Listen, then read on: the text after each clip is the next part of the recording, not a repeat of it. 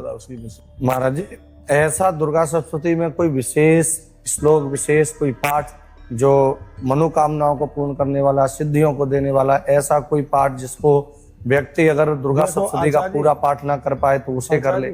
सिद्धियों के लिए तो मंत्रों को सिद्ध करने के लिए कुंजिका स्तोत्र है जी, ठीक है, और मैया जी को प्रसन्न करने के लिए 32 नाम है दुर्गा, जिससे मैया अपने आप में बहुत ज्यादा प्रसन्न हो जाती है। और तो मनोवांछित फल प्राप्त चाहते हैं तो मैया जी के अष्टोत्तर 108 नाम है दुर्गा सप्तशती में, और ये बहुत अद्भुत है।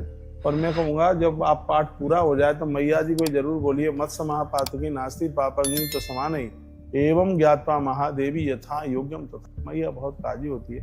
दुर्गा सप्तशती में ही लिखा है, ददात वित्तम पुत्रांश मतिम धर्मे गतिम स्वाम।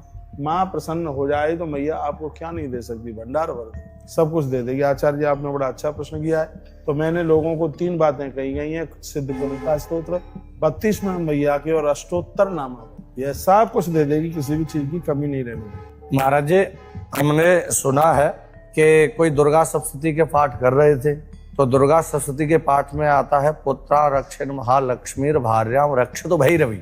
वो पाठ करते करते उनसे एक अशुद्धि हो गई, रक्षतु की जगह पर भक्षतु उन्होंने बोला, और बोलते हैं कि अनुष्ठान जब पूर्ण हुआ तो उनकी पत्नी चली गई।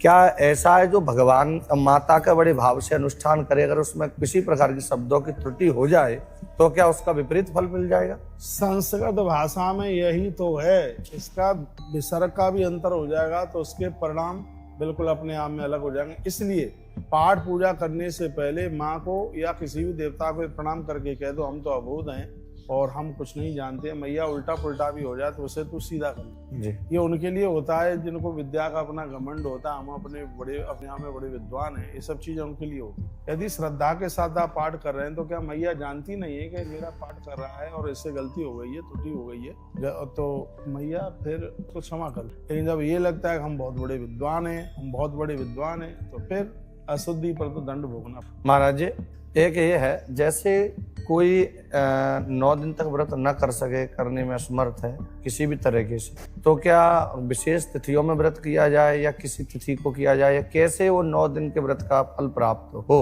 लिखा स्पष्ट लिखा है, अष्टम्याम च विशेषेण कर्तव्यम पूजनम सदा।